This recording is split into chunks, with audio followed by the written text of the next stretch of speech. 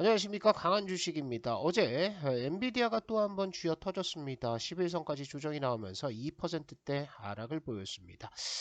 시장이 조금 조정 구간으로 들어갈 수 있다라는 것들을 2주 전부터 말씀을 드리면서 하루에 1%씩 현금을 좀 만들어 놓자라고 말씀드렸는데 잘 대응을 하고 계실 거라고 믿고요.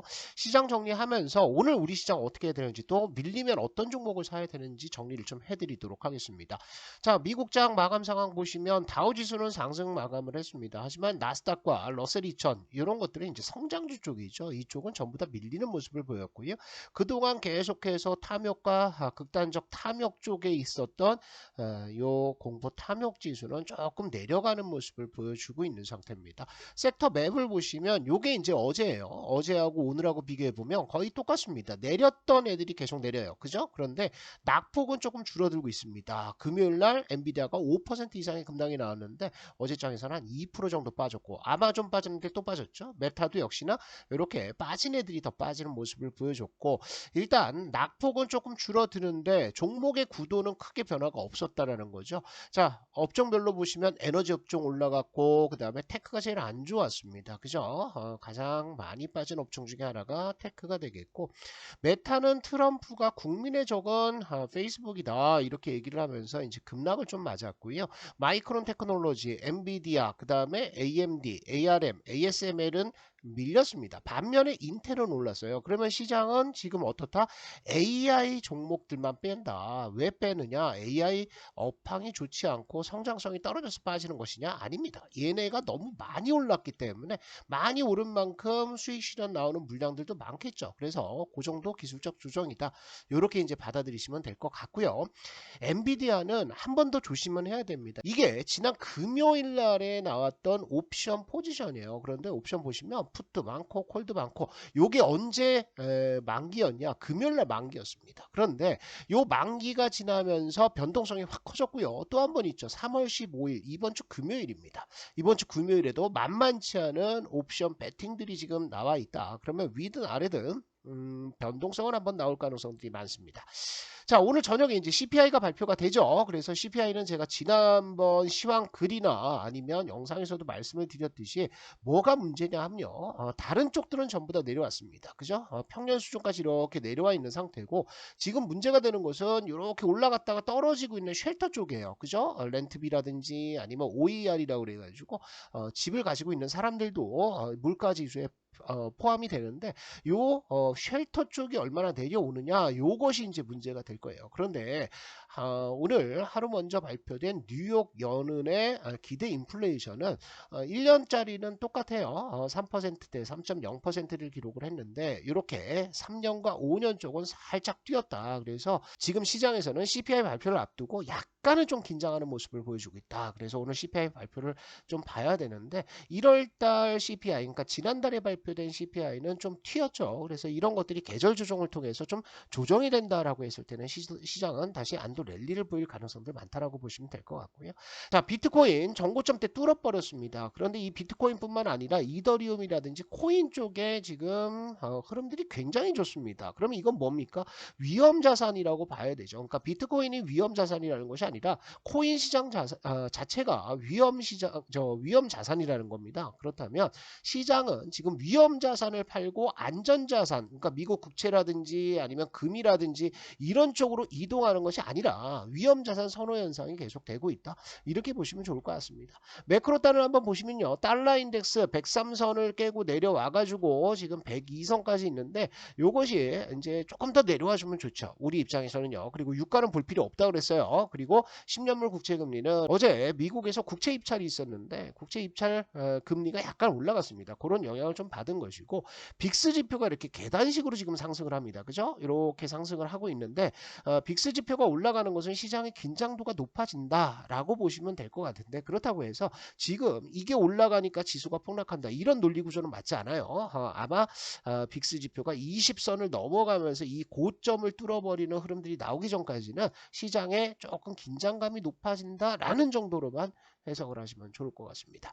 자, 원달러 환율 이렇게 내려오죠. 그죠? 1325원대가 굉장히 강한 지지선이었습니다. 그러니까 몇 달 동안 여기 박스권에 있었는데 이 박스권 하단을 깨고 내려왔습니다. 그러면 우리 시장의 수급은 적어도 악화는 되지 않는다라는 거죠. 그래서 환율이 좀 도와주고 있는 상태고 외국인들이 지금 조금씩 매수 물량들을 줄이고 있어요. 그러니까 이전에 보시면 1월달 중순부터 시작해서 매일같이 매수를 했습니다. 매수를 하는 게 뭐 1,000억 원 살 때도 있고요. 2천억 살 때도 있는데 많이 살 때는 막 1조 원씩 때려 사고 7천억 샀죠. 5천억 샀죠.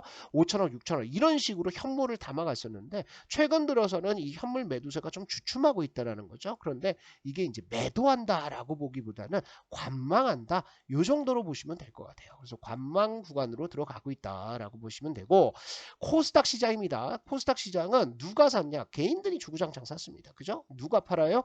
기관들이 팝니다. 기관들은 코스닥을 거의 다 버렸어요. 그죠? 그런데 이런 흐름들 속에서 외인들이 최근 들어서 떨어지는 날 아니면 코스닥 쪽에 이슈가 터지는 날 이런 식으로 매수가 들어오고 있습니다. 그죠?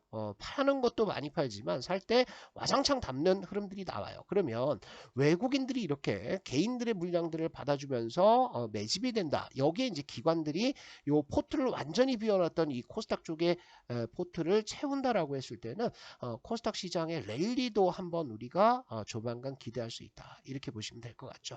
자, ADR 지표가 80선, 코스피가 어제 많이 빠졌습니다. 종목들 하락 종목이 더 많았어요. 그래서 80선까지 내려왔고요. 장중에는 이제 70선 후반까지 내려갔다가 이제 올라오는 모습을 보였고, 코스닥 시장도 어제 반등하는 종목들이 많았지만 역시 83선 침체권 근처에 있습니다. 그래서 선 조정들 때문에 우리 시장에서 뭐 크게 폭락이다, 아니면 뭐 투매다 이런 흐름들은 좀 제한적일 거예요. 다만 걱정은 뭐냐면 지금 신용 잔고가 굉장히 가파르게 들고 있습니다. 그래서 18조 9천억까지 늘었어요. 요거는 조금 우리가 경계를 해야 된다. 아시겠죠? 18조 9천억 올라갔으니까 시장에서 종목들 보실 때 신용 잔고가 높은 종목들은 되도록이면 좀 피한다. 이렇게 보시고 요건 언제 한번 깨져요. 그래서 대략적으로 뭐 3월 말에서 4월 달 정도에 조정이 만약에 세게 나온다면 그때는 정말 조심해야 된다. 지금은 그 정도까지는 아니다. 이렇게만 정리하시면 될 것 같고요.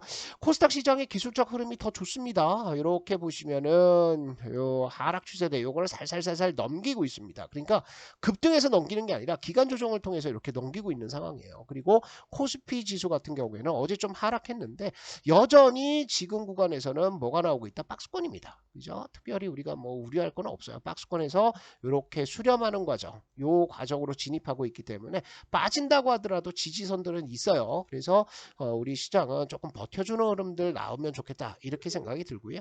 오늘 시장에서 반도체는 좀 조심합니다. 어제장에서는 반도체 많이 땡겼었는데 저점에서 막 플러스 들어가는 종목들도 있었죠. 그런데 어제는 엔비디아가 대장주인데 하루 만에 반등 나오지 않겠어? 라고 생각했던 매수세이 들어갔다가 오늘 좀 매도를 치면서 나올 가능성들도 있어서 그거 이제 조심한다 라고 보시면 될 것 같고요. 우리 파동 추천주들 한번 보시면 우리가 공략할 만한 종목들이 있어요. 그죠? 셀트리온 제약도 보시면 파동이 어떻게 나옵니까? 요거 4번 나왔다가 그죠? 5번 나왔다가 6번 진행 중. 그죠? 그래서 요렇게 가는 N자 파동을 한번 노려봐도 되는 지점이다. K로보틱스 같은 경우에는 자 여기 밴드 뚫었죠. 그리고 나서 다시 3번으로 들어왔어요. 그런데 자 딱 보시면은 뭐가 나오고 있습니까? 박스권 나오고 있죠. 그래서 보수적으로 보시는 분들이라고 한다면 2만원대 이탈하면 손절한다라고 생각하시고 지금 구간에서는 한번 들이대 봐도 크게 문제가 없다라고 보시면 될 것 같죠.